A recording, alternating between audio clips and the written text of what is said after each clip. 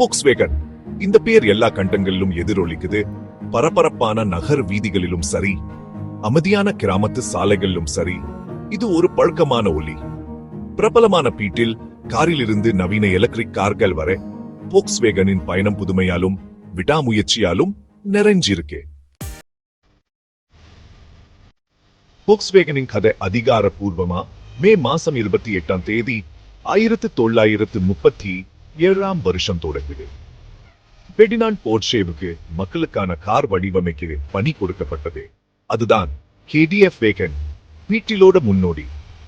இரண்டாம் உலகப்போர் சமயத்துல தொழிற்சாலை ராணுவ தளவாடங்கள் தயாரிக்க பயன்பட்டதால் மலிவு விலை கார் கனவு தள்ளி போச்சு. போருக்கு பிறகு பிரிட்டிஷ் மேஜர் சீவன் ஹில்ஸ் தொழிற்சாலை மறுபடியும் உயிர் பெற வச்சாரு.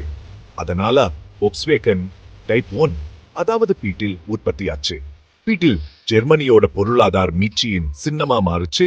அதோட நம்பகத்தன்மைக்கும் அழகுக்கும் பெயர் பெற்றது. 1950களும் 60களும் ஹே போக்ஸ்வேகனுக்கு ஒரு பொற்காலம். இதுக்கு முக்கிய காரணம் பீட்டிலோட வெற்றிதான். ஹே போக்ஸ்வேகன் அமெரிக்கா 1955ஆம் வருஷம் நிறுவப்பட்டது. புத்திசாலித்தனமான விளம்பரங்கள் அதோட கவர்ச்சியை அதிகமாக்குச்சு. டைப் 2 அதாவது போக்ஸ்வேகன் பஸ் இன்னொரு கலாச்சார சின்னமா மாறுச்சு. ரோட் ட்ரிக் மற்றும் ஹிப்பி இயக்கத்தோட இது சம்பந்தப்பட்டது.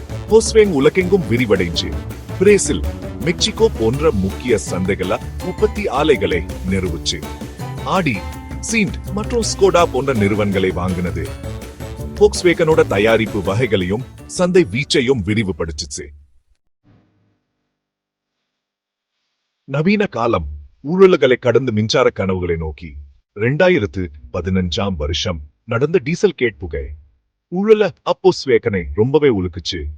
இதனால அபராதங்களும் பேருக்கு களங்கமும் ஏற்பட்டுச்சு. இதுக்கு பதிலடியா போக்ஸ்வேகன் மின்சார வாகன பயன்பாட்டுக்கு மாறுச்சு.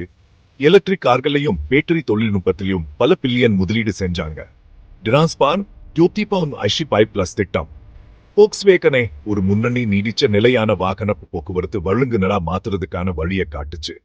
இந்த நெருக்கடி போக்ஸ்வேகன் ஒரு தூய்மையான நீடிச்ச நிலையான எதிர்காலத்தை நோக்கி வேகமாக நகர் உதவுச்சு.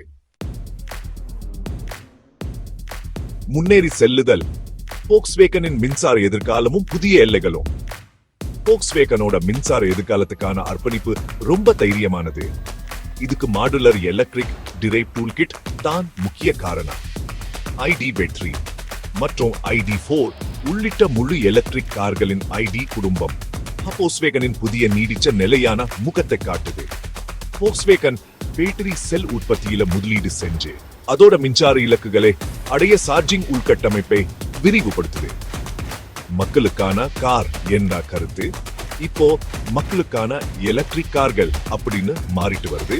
இது எளிதில் அணுகக்கூடிய மற்றும் எதிர்கால நோக்குடைய வாகன தீர்வுகளுக்கான போக்ஸ்வேகனின் அர்ப்பணிப்பை காட்டுது.